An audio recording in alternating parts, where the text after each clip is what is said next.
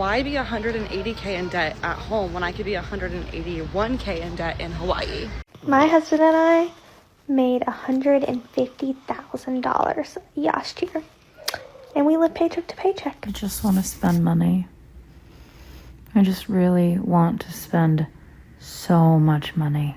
So today we're going to be looking at people who honestly can't stop spending money. And I don't mean they can't stop spending money because of the high cost of living, the bills, the gas, and the groceries are just taking up all of their income. I'm talking about people who spend because delayed gratification just doesn't exist in their lives. Whether it's doom spending or something else, whatever you want to call it, just insane consumerism and the justification some people make, or the complete ignorance of financial literacy and the situation they put themselves in. We have a number of examples to go over today, including some fads that people are apparently spending a lot of money on right now that I guarantee won't be popular within the year. We also have some comments from you guys from previous videos, so if you want to be featured on a future video, leave it in the comments down below. But we're going to start off with some of the clips that pop up on my For You page that I guess are supposed to be relatable, but to me just breeds terrible finances for the rest of your life. I just want to spend money.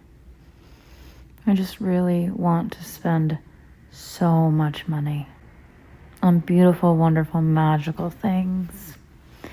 Like high-heeled boots and crocodile bags. Not real, of course, but... Reminder, if you're ever feeling bad about spending a lot of money on yourself, just remember that it's probably the universe just telling you that your future self is really wealthy, and that's why you spend so much on yourself now, because in the future, you're used to spending a lot of money on yourself. If you try to do that mental gymnastics to justify spending way more than you should, I can almost guarantee you will not become wealthy in your lifetime. But the amount of clips and trends that I've seen that try to make consumerism and just buying stuff your hobby is probably a real easy way for you to live paycheck to paycheck for the rest of your life, and maybe not even that. Just going into more and more debt and never being able to dig yourself out of the hole. I have clips up on screens show me the reason you have money, and she just turns the phone around on herself, trying to have a peaceful shopping day with the budget police following me. And this is another trend I've seen all over the place. So how much were the charges? $4,000, and saying, oh, that's not bad. There are tons of videos like that now, and almost every one of the comment sections is the exact same. Here you could see, God forbid a girl has a hobby, from Jared Jewelers. I feel like I see right through this. It's just more marketing for these giant corporations trying to be hip and relatable to the TikTok crowd, like Wendy's was back on Twitter forever ago. That ended up working, and now every company needs a social media presence as if they're just one of us, especially when we're talking about Jared, the diamond company that sells wildly overpriced jewelry. But I mean, I guess it works at the end of the day, and the lack of financial literacy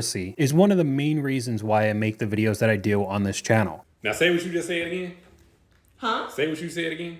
Okay, you got this amazing credit score, right? I got an 800 credit score, and I worked very hard, and my mama helped me get that credit score. She helped me pay my car payment when I was 19. If your wife wanted to die for a purse, that's $2,000. There ain't no purse on planet Earth worth dying for, but go ahead. That's $2,000. You gonna die if you buy me that bad? No, that's not the point. It ain't no purse on planet Earth that important. I said to die for. Like it's not something that you would get me like every year. Chuck, get me a purse every year. No, it's something that I'm in love with. Maybe it's Mother's Day coming up. Maybe it's my birthday coming up. Maybe it's Christmas. Okay. You can't get that for me? So you want me to use my 800 credit score to get a purse, to go in debt to buy a purse? You're going to be in debt. You're going to be in debt if you get that purse. What was the point of bringing up my credit score? Because you can go and swipe for it. Right. So that's what poverty does to people's brains right there.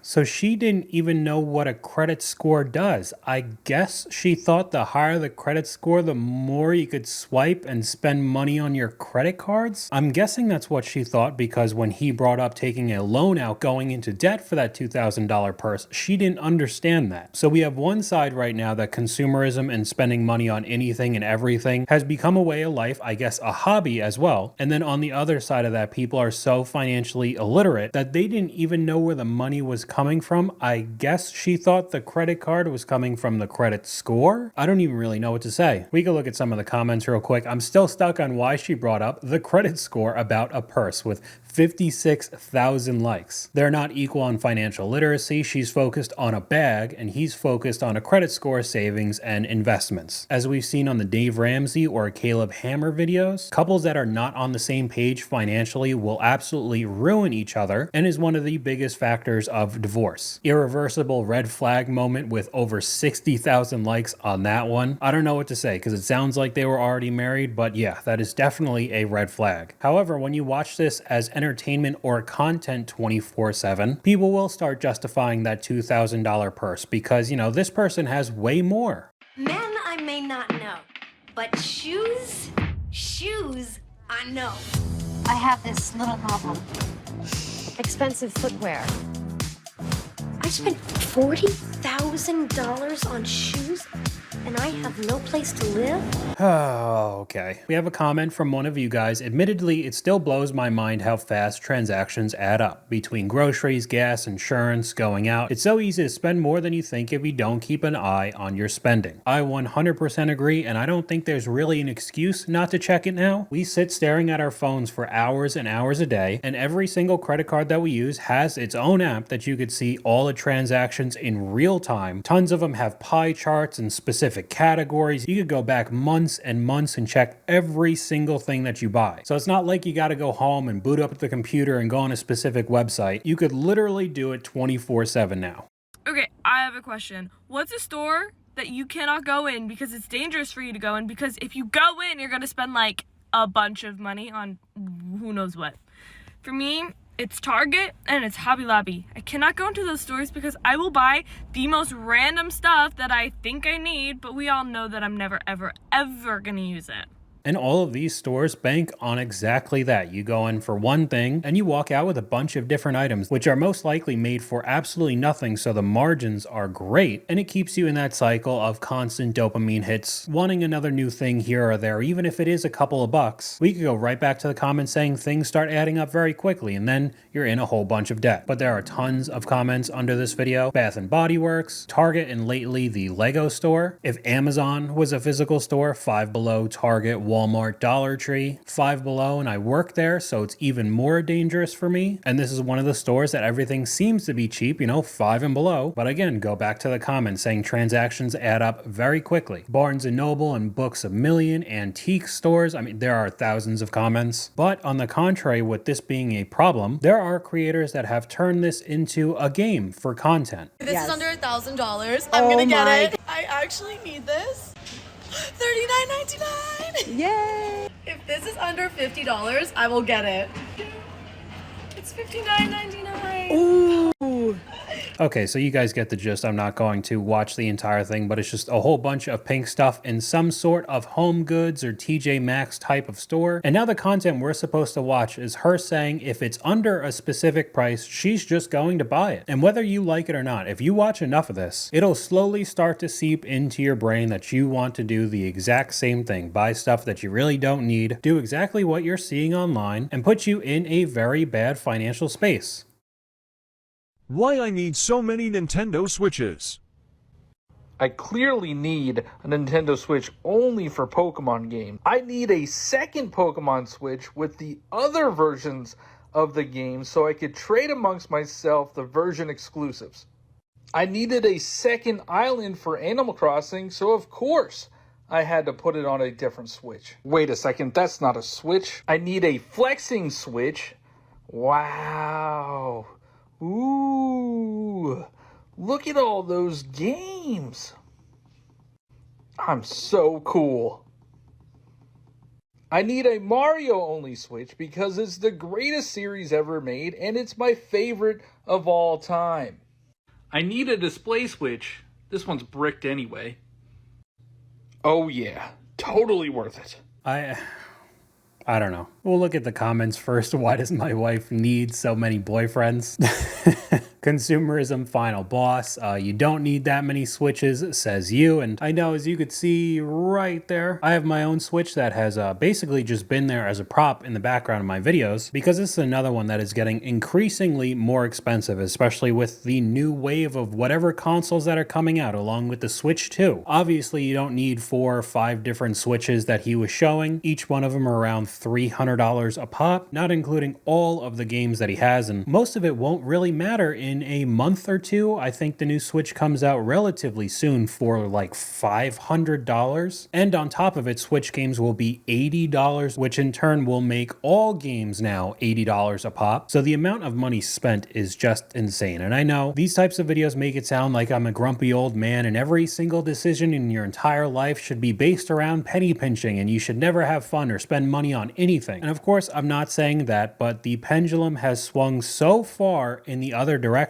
along with the type of content that works in the algorithm on social media as a whole. Overconsumption, overspending, just having massive amounts of products is shoved into our faces every single day. So whether you like it or not, that kind of stuff starts getting implanted into our brains. And slowly we start spending money on things that we really don't need or like that much, but it would be kind of cool to have, so you know, whatever, I'll just buy it right now. That could become a slippery slope, and then unfortunately one day you might be in one of the credit card debt videos. And of course, if you do have this kind of money, spend it on whatever you want. I really don't care, but there are an increasing amount of people who don't have that kind of money and are still spending like they do. We have another comment from one of you guys. I was in the army and soldiers would leave the base and spend around $15 to $20 on a fast food place. This occurs daily with most soldiers. The dining facilities put out good meals for a small fee or free to soldiers with the meal cards. I'm retired now and the soldiers still flood the fast food places today. Very similar to the earlier comments, start racking it up and you don't realize it. $5, $10, $15, you know, maybe 5 days a week. It doesn't really seem like much, but when you start looking into months or years of doing this, you spend a lot more money than you think. And this next video is a perfect example of that. How much money do you think you've spent since you started working here?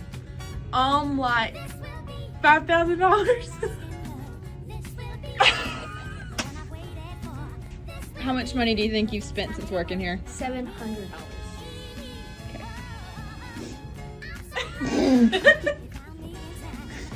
Oh my gosh. How much money do you think since you started working here? Like $2,000.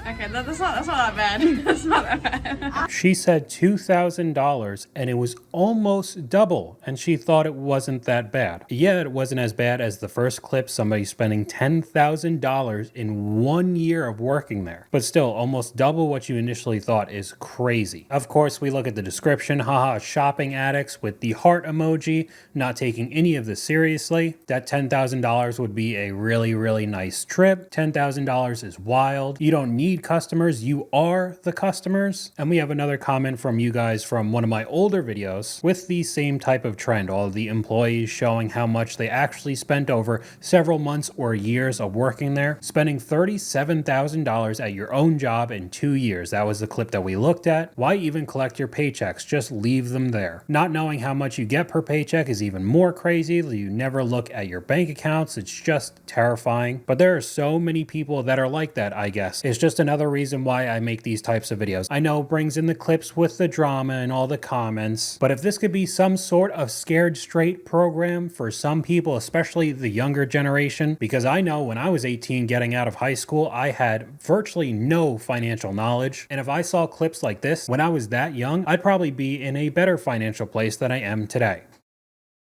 Okay, so it is now the next day because my camera shut off and now I have to re-record the rest of this video. But we're going to go over something I didn't even know was a thing before one of your comments. I was wondering if you could do a video perhaps on your second channel about the huge rise of blind boxes, Labubu particularly, and people spending thousands of dollars on what is basically gambling. Pop Mart's huge rise of popularity and marketing strategies. I know that I've been susceptible to that industry as I've purchased a fair few of blind boxes in the the past. So there's a couple things I had to look up. Labubus, kind of a ridiculous name to me, but I have it up on screen. It's kind of the new version of Funko Pops and Beanie Babies. A few years ago, Squishmallows or Squashmallows were very popular, and now it's this. And very similar to all the previous products, they had different rarities, limited edition versions that are more valuable, and blind boxes, which are exactly what they sound like. You buy a whole bunch of boxes, you don't know what's inside, you have to open each one up and then hope you get the rare special version. So there are many creators on social media that their entire content is revolving around that. So that brings in people spending thousands of dollars on these dolls. Because when I initially looked this up, it wasn't too expensive. I'm not saying that it's cheap. You see some $17, almost $30 for plastic dolls that are probably made for pennies. But if you buy one or two of these things, it probably won't break the bank until you start seeing some of these sold out versions that are $115 each, $180 each. So I guess this becomes way more expensive than I thought. And of course, it's always dialed up to 11. People have massive collections of these things, spending I don't even know how much money. But yeah, apparently these are the new fad. This is the new trend. Very popular all over TikTok. It's become so popular that apparently there are replica versions of these dolls now. So I mean, I guess if you like these things, then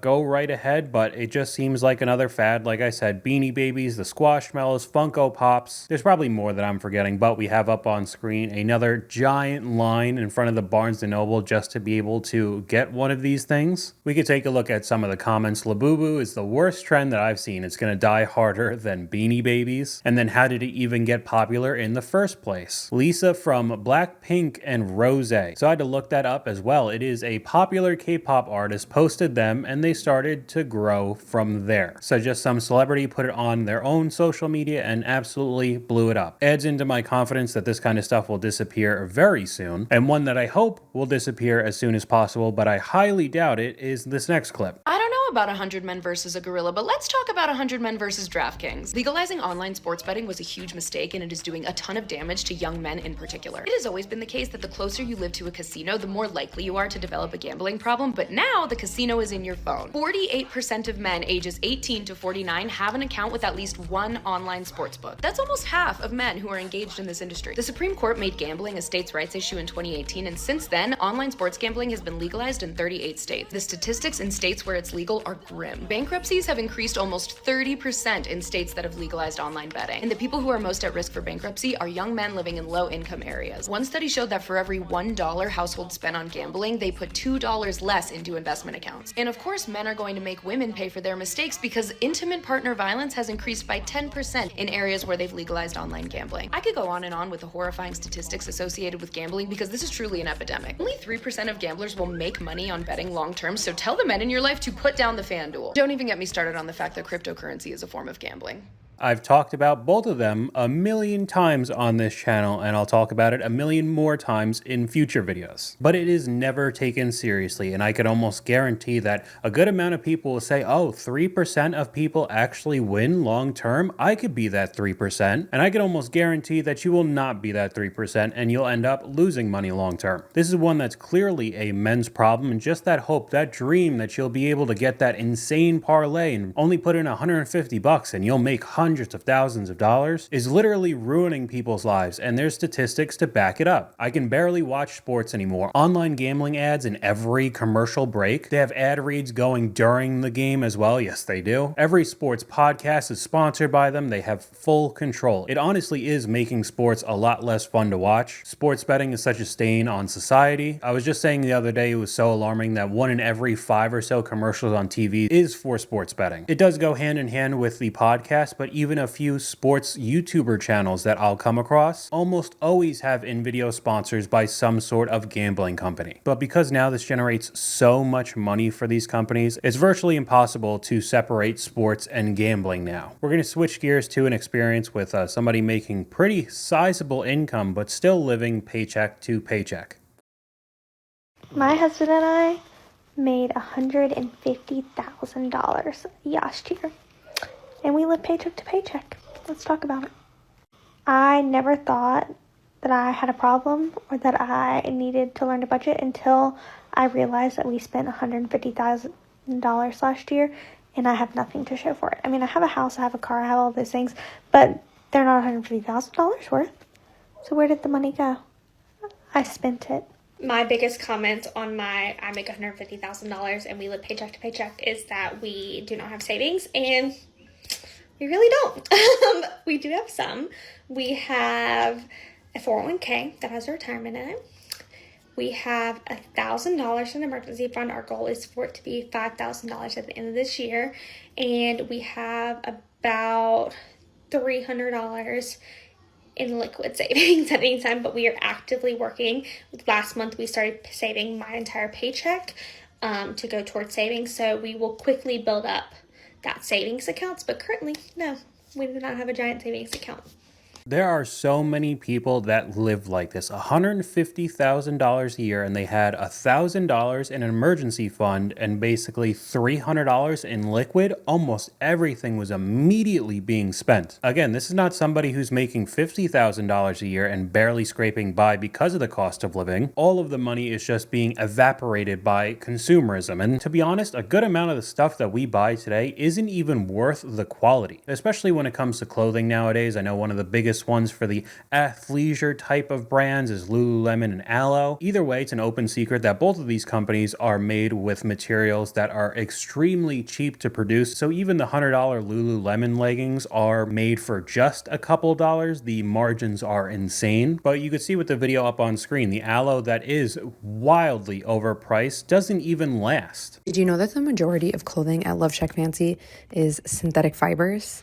I feel like for the price point of their clothing, a lot of their stuff really should be made out of natural fibers. This dress is $765 for 100% rayon. This sweater could have easily been cotton. This sweater could have easily been cashmere, obviously at different price points, but I would really love to see more natural fibers here. So when you are checking your care label, if you're buying stuff from here, just make sure that you are getting something that is actually quality and not made out of a bunch of synthetic. So even a brand like this started creeping in the polyesters, the plastics, and the cheaper materials. I did see that some of their stuff was still made out of the cashmere and the cotton, more natural fibers, but I saw $300, $800 for a piece of clothing. We can look at some of the comments. We're paying for the owner's expensive house in NYC. In the beginning, their pieces were silk, cashmere, and cotton, and well made for around $250 to almost $500. They lost their minds now, and I refuse to buy into their greed. It's Zara quality, but marked up 10 times more. You're just paying for the hype. What a joke. We have another comment from one of you guys. Force yourself to look at your finances every day. Helps fight the urge to buy something you don't need and will likely never use. That's what I also said earlier in this video, but some people just do not think this way at all. They want the instant gratification. They want to go on vacations. They don't care how much debt they're in. And because of social media, now they're just outwardly admitting it. Why be 180K in debt at home when I could be 181K in debt in Hawaii? I think the top comment really does nail it on the head. That's the same discipline that got you $180,000 in debt in the first place. With the amount of vacation clips that I've seen, I guess it's some form of escapism now, but it's almost becoming an obsession to just get away for a weekend or a week and just do it over and over again so often. It's never once a year. And this kind of stuff racks up an insane amount of money. This couple, they spent $21,000 in 1 month when they make $7,000 a month. They're obsessed with Disney. Lots of Disney adults are. They spent $2,000 on Disney exclusive passes and then went to Disney World, spent a lot of money on that. Then they're going to Disney World 2 times next month and then 1 time in the summer. That's a lot of money on Disney. But unlike most lesbians, I think they're gonna last forever though because they're on the same page. And usually couples that aren't on the same page about money, that's where they divorce. Them, they're on the same page about wanting to ruin their lives for Disney. Well, I found a clip on the prices for the 1-day admission to get into Disney right here, May 2nd, 2025. The Magic Kingdom is $179 a day. The other thing that I think is very interesting is that it's ages 10 plus for the 180. However, it's $5 less if your age is 3 to 9. It's almost more insulting. $5 less when you're talking about almost $200 per day just for a child to get in. I mean, Epcot, same thing, $174. And the Disney Animal Kingdom, I guess, is a good deal at $154, man. And that is just to get into the park. That's not any of the million different add-ons with the fast passes and whatever guest stuff that they have. And then, of course, any of the merchandise and the food must be unbelievably expensive. So when you have people, whether they are Disney adults or not, going 2 or 3 or 4 times, you're talking about thousands of dollars just to walk into the park, let alone the traveling, staying anywhere in a hotel, and any of the merchandise that they buy on top of it. It's just unreal. But in the end, this is what companies want you to do. They want you to have a whole bunch of credit cards. They don't actually want you to see the cash going in and out. You could just swipe your card, buy a whole bunch of stuff online, it shows up the next day, go and spend crazy amounts of money on vacation because your credit limit is crazy high. And they'll give you that high credit limit because if you can't pay it back, they'll start making even more money off of the interest. Look at how much they hound people just to apply for one of these cards in the mail. This is all of the mail that's been sent to me in the past year from Capital One. I've never applied for a Capital One card. I've never responded to any of this mail. Sometimes there's 6 in 1 month. Sometimes there's nothing in a month. This is ridiculous. Let us dive into it. And that's from all of these companies buying and selling their data to each other, trying to find out what you do in your life so they could sell to you and then in turn make money off of you. I need to know, what is the highest limit like a credit card has ever given you guys? Because I have one credit card, it keeps going up. Like, I'm not really using it, but I'll check every once in a while and the limit has like skyrocketed. One card has $15,000. A single credit card. Why would I ever need to make a $15,000 credit card purchase of any kind?